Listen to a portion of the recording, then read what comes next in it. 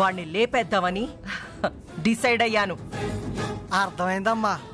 ఇప్పుడు మేమిద్దరం వెళ్ళిపోయి ఆ లాయర్ గారిని కస్సా కస్సా కస్సా అని పొడిసేయాలి, అంతే కదమ్మా? పొడిసేటప్పుడు కసా కసా కసా అని అనకపోయినా పర్లేదు గాని ఆయన మాత్రం చంపేయాలి. అవునరా, మీరేం చేస్తారంటే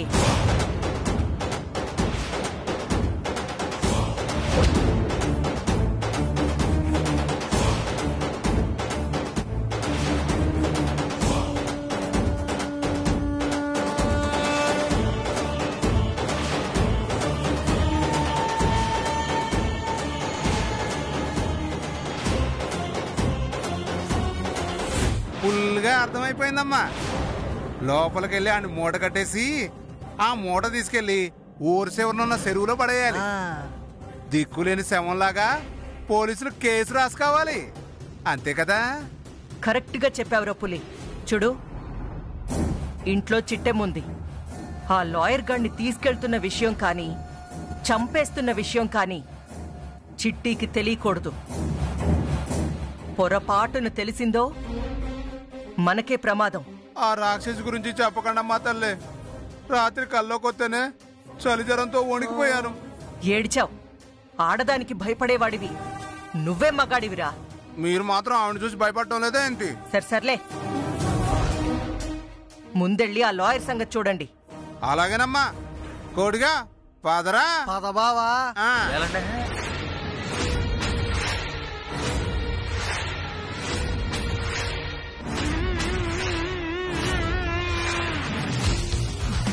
ఆ జమీందారు గారి పిల్లల్ని నేనే కిడ్నాప్ చేశానని, ఆ జమీందారు గారి చావుకి నేనే కారణమని తెలిసిన ఏకైక వ్యక్తి ఆ లాయర్ గాడు. వాడు చస్తే అసలు నేరస్తురాలు నేనేనన్న సాక్ష్యం కూడా చచ్చిపోతుంది. ఆ తర్వాత కుటుంబరావు కోకిలమ్మల్నే నేరస్తులుగా నిరూపించొచ్చు. కాంతమ్మా, ఏం ప్లాన్ చేశావే? కాంతమ్మత్త, నువ్వా పుల్రాజు గారిని పిలిపించావంటేనే కొంపలు కూల్చే కార్యక్రమం ఏదో మొదలు పెట్టావని అర్థమవుతోంది. అదేటో తెలుసుకుంటాను. నీ సంగతి ఆ పుల్రాజు గారి సంగతి తేల్తాను.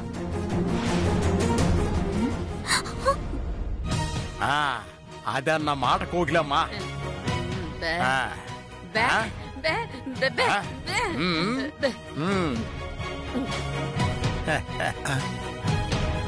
అమ్మా, నాన్న, మీరెప్పుడొచ్చారు? మీరిద్దరు వచ్చారా? సిట్ కూడా వచ్చిందా? సిట్ రాకపోతే మేము ఎందుకు వస్తాంరా? సిట్ వచ్చింది కాబట్టి వచ్చినాం. పోతే మాత్రం మాత్రాన్నిస్తుందేంటి? ఏంటి మాట్లాడుతున్నారు నువ్వు? ఒకప్పుడు అంటే ఇది కాంతమ్మ గారి ఇల్లు, కానీ ఇప్పుడు నా అల్లుడిల్లు. ఈ ఇంట్లో అడుగెట్టడానికి మాకు అన్ని అర్హతలు ఉంటాయి తెలుసా? అలాగేలే.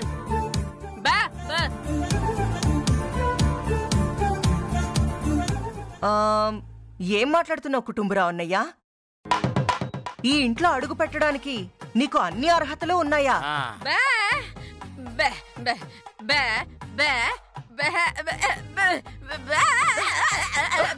వదులు.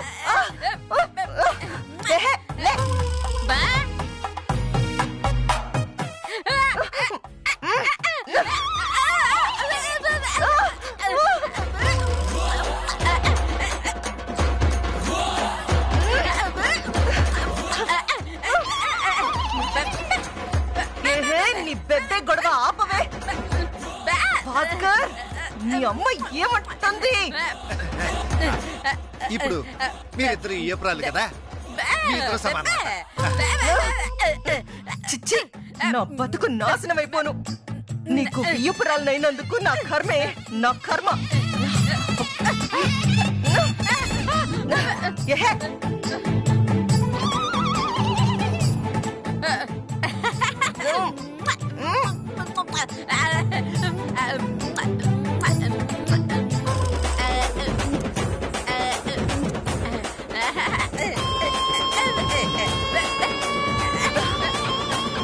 చూసావాత, మా అమ్మకి నువ్వంటే ఎంత ప్రేమో.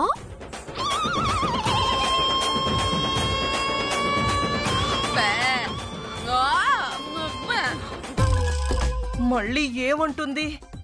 ఓసారి నోరారా వదినా అని పిలవమంటుంది. ఒసై బండదానా, నేను నిన్ను నోరారా వదినా అని పిలవాలా?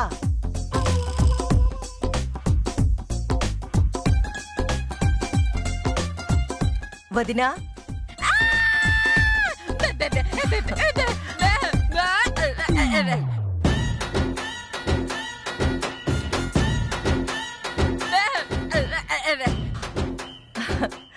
వదినా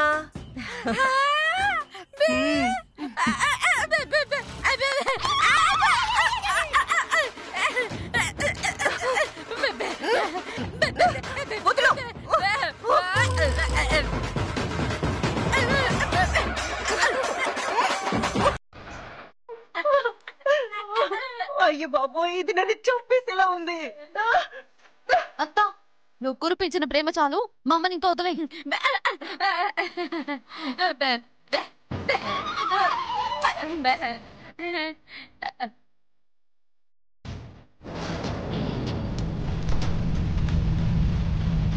రేయ్, ఎక్కడ్రా కాంతమ్మ?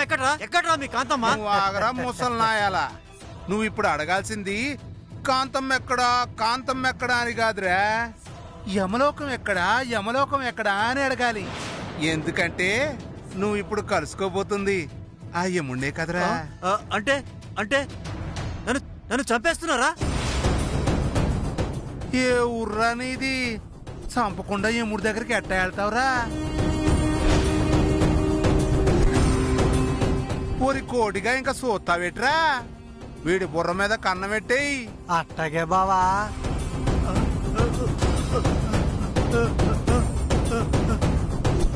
అంటే ఈ పులిగాన్ని కోటిగాన్ని పిలిపించింది ఆ పెద్దాయన్ని సంపించేయడానికా?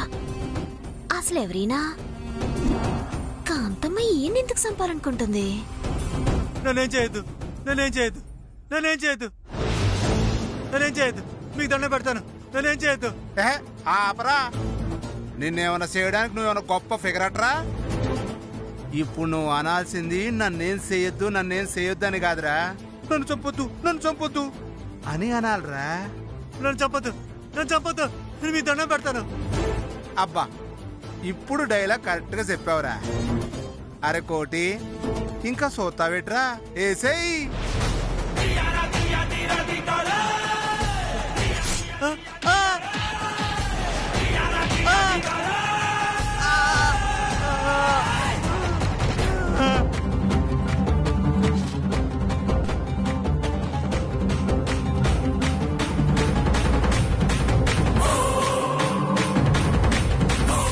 రాక్షసులారా, ఎంత పని చేశారా?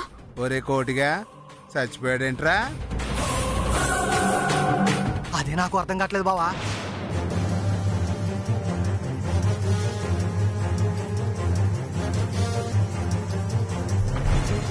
ఇంకా సావలేదు బావా.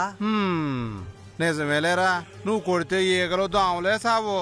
ఇంత పెద్ద ముసలోడు ఎలా చస్తాడరా? ముందు మూడు కట్టడానికి చూడు. అట్టగే బావా.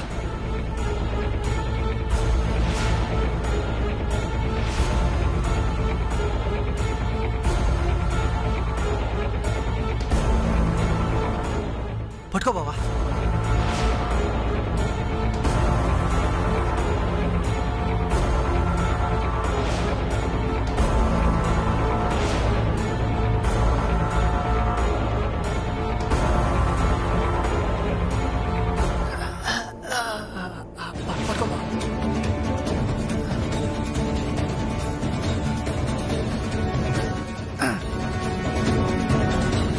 కాంతమ్మ పని కట్టుకుని మరీ ఈ అన్నింటికి తీసుకొచ్చి చంపాలనుకుందంటే దీని వెనకాల ఏదో పెద్ద కారణమే ఉండుంటుంది.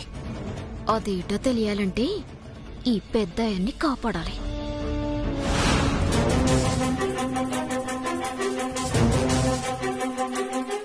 ఒరే కోటి, ఈ లాయర్ గాని లేపి నా భుజం మీద ఎట్రా.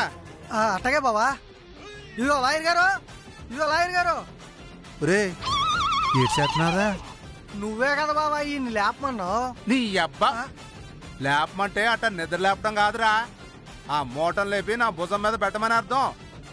ఓ అలాగా, అట్టగే బావా. మూటలేపో. నా ఒక్కడికి ఎట్లా అవుతుంది బావా? నువ్వు కూడా చెయ్యి. అలాగే.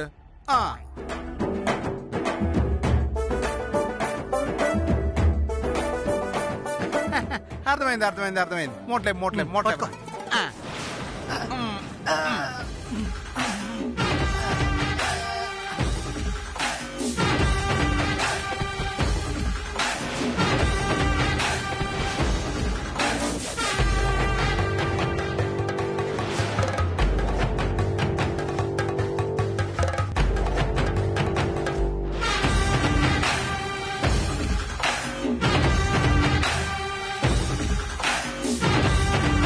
ఈ బ్రహ్మరాక్షి సీట్ వస్తుందేంట్రా?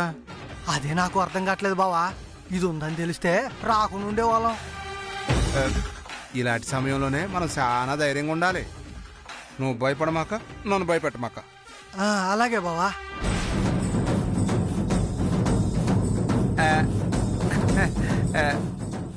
ఏడు సిట్టమ్మా ఎట్టా వచ్చావు? ఆ మాట అడగాల్సింది నేన్రా, నువ్వేట్రా డైరెక్ట్ గా గదిలోకి వచ్చేసావు? ఏట్లే సిట్టమ్మా, కాంతమ్మ గారు ఇంట్లో ఉన్న పాత సామాన్లన్నీ మూట కట్టుకుని ఊరు చివరన పడేయమన్నారు, అందుకే వచ్చాం. ఓహో, అయితే ఆ మూటలో ఉన్నాయని పాత సామాన్లా? భలే కనిపెట్టేసావు సిట్టమ్మా. అవును గాని ఇంతకీ ఆ మూటలు ఏమున్నాయి? కొత్త సామాన్లే. కొత్త సామాన్లా? మీ ఇద్దరిని పాత సామాన్లు పారేయమన్నట్టుగానే మా అత్త నన్ను కొత్త సామాన్లు పారేయమనుంది. కొత్త సామాన్లు పారేయమందా? ఎందుకు? మిమ్మల్ని పాత సామాన్లు ఎందుకు పారేయమనుంది? నాకు తెలీదు. అయితే నాకు తెలీదు. సర్లే చిట్టమ్మా, వెళ్ళొస్తామే.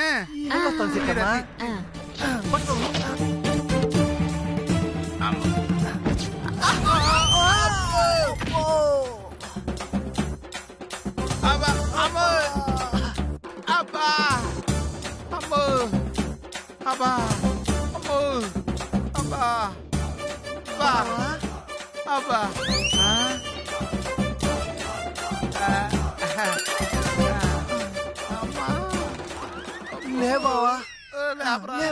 బావా, ఎట్టపడ్డాము. అబ్బా పదా అమ్మా. అబ్బా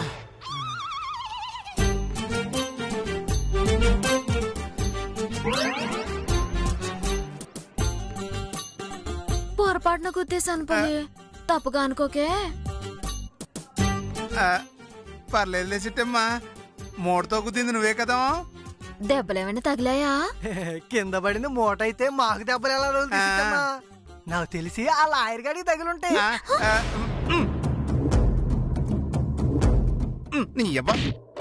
అబ్బా,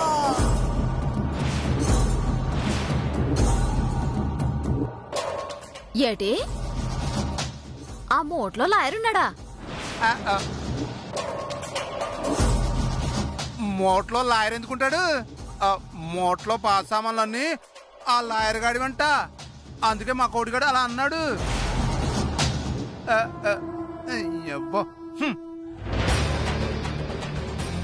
ఓహో అలాగా. సర్లేబా, ఇప్పటికే చాలా ఆలస్యమైపోయింది. ఇదిగో మీ మూట మీరు అట్టుకెళ్ళండి, నా మూట నేను అట్టుకెళ్తాను. పద పద.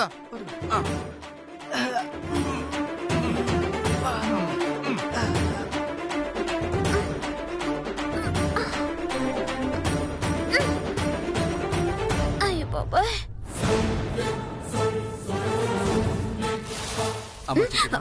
మావి గారు ఇక్కడేం చేస్తున్నావమ్మా? అక్కడంతా నీకోసం ఎదురు చూస్తున్నారమ్మా. ఈ మూటలో ఉన్న లాయర్ గురించి మావికి చెప్పిద్దామా? వదిలే, మళ్ళీ ఈయన వెళ్ళి కాంతమత్తతో చెప్పాడంటే మళ్ళీ ఆ రాక్షసి వచ్చి ఈయన్ని చంపేస్తుంది. మళ్ళీ తర్వాత వచ్చి నేనే ఏడిపిస్తాను. వద్దాను మావి గారు, పదండి.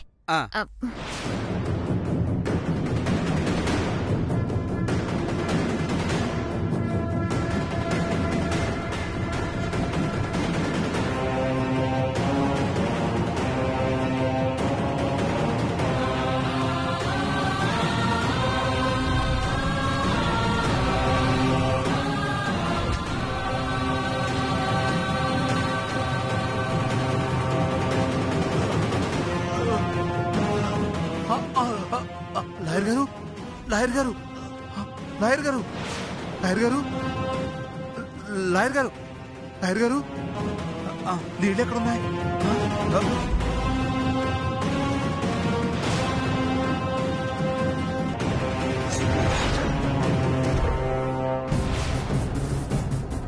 నువ్వెన్నైనా చెప్పమ్మా, నేను మాత్రం ఆ ఇంటికి చచ్చినా వెళ్ళను. ఒసై, నువ్వు వెళ్ళకపోతే నీ తమ్ముడు ఆ గేదెల మధ్య స్వీట్స్ మధ్య బతకాల్సి వస్తుంది. అందుకని నన్ను నా మొగుణ్ణి ఆ బర్రెల మధ్యకి ఆ స్వీట్ల మధ్యకి నెట్టేస్తావా? అంటే నీకు కూతురు కన్నా నీ కొడుకు ఎక్కువైపోయాడా? అవునత్తయ్య గారు, తొడుక్కోడానికి కత్తర సొక్క ఇచ్చారు, మెడ కుట్టుకోవడానికి పౌడర్ ఇచ్చారు, మెడలో వేసుకోవడానికి ఈ గొలుసులు ఇచ్చారు. మళ్ళీ ఆ ఇంటికి వెళ్ళి ఆ గేదెల మధ్యన పడేస్తే కాంతమ్మ గారు అల్లుడు పేడెత్తుకుంటున్నాడు ఏంటి అనుకుంటారండి. ఏ, నీకు పేడెత్తడం ఏమైనా కొత్త? కానీ నా కొడుకు అలా కాదు, యువరాజులాగా బతికాడు. అలాంటి వాడు ఆ గేదెల మధ్య ఎలా బతుకుతాడు? మాకనవసరం, మేం మాత్రం చచ్చిన ఆ ఇంటికి వెళ్ళం. ఒకవేళ వెళ్ళాలి అని బయటికి పంపించారంటే నేను నా మొగుడు జీవితంలో మా మొహాలు నీకు చూపించం. అంత మాటలు ఎందుకు లేవే? అయినా నేనేమన్నా శాశ్వతంగా వెళ్ళిపోమన్నానా? ఏదో వారం రోజులు అక్కడుండి వాళ్ళని నమ్మించి ఆ తర్వాత వచ్చేయండి. ఈ డామాలని మా వాళ్ళ దగ్గర నడవండి. ఓ పాలు వెళ్ళి ఆ ఇంట్లో అడుగు పెట్టి మళ్ళీ వచ్చామే అనుకోండి, మా చెల్లి మీ కొడుకుని తీసుకుని మళ్ళీ వెళ్ళిపోతాయి. ఈ జంజాటం అంతా మనకు అవసరమా చెప్పండి? మరిప్పుడు ఏం చేద్దాం? అమ్మా, నీ భయం అంతా చిట్టమ్మకి తమ్ముడికి శోభనం అయిపోతుందనే కదా? అవునే, ఆ శోభనం జరగకుండా నేను ఆపుతాను.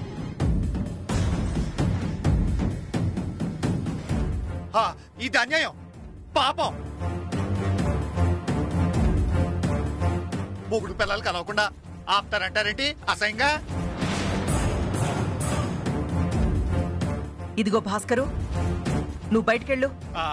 అది కాదు అత్తయ్య. నువ్వు బయటికెళ్ళు. నువ్వు వెళ్ళవయ్యా.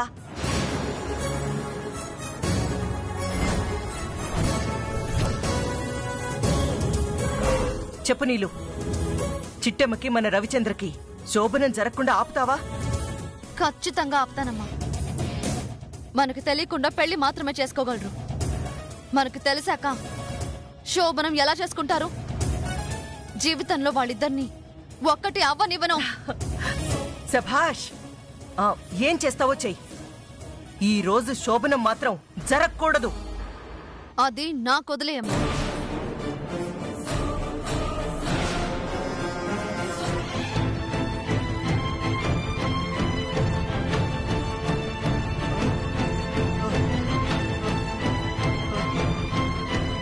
లాయర్ గారు లేవండి.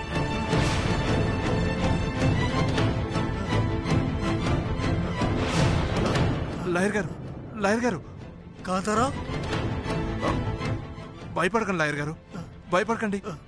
నేను వచ్చింది మిమ్మల్ని చంపడానికి కాదు, ఇక్కడి నుంచి మిమ్మల్ని బయటికి పంపించడానికి. నిజమా కాంతారా? అవును, కాకపోతే నాదొక చిన్న రిక్వెస్ట్. ఏంటిది? ఏంటిది చెప్పు కాంతారా. కోకిలమ్మ కుటుంబరావులు ఎలాంటి నేరం చేయలేదని, ఆ ఇద్దరు బిడ్డల్ని దొంగిలించలేదని వీరనారాయణకి చెప్పండి.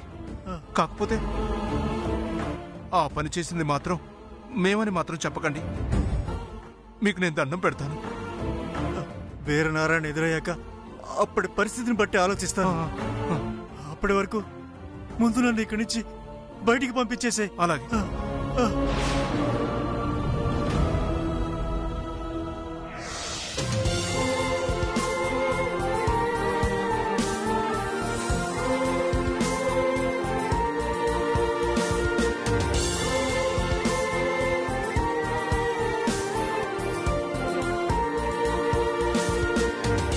ఈ గొడవలన్నీ లేకుండా ఎంచక్క నువ్వు ఇక్కడే ఉండిపోవచ్చు కదక్కా. ఎందుకు? ఏమో తెలీదక్కా, నిన్ను చూస్తుంటే ఏదో తెలియని ఆనందం.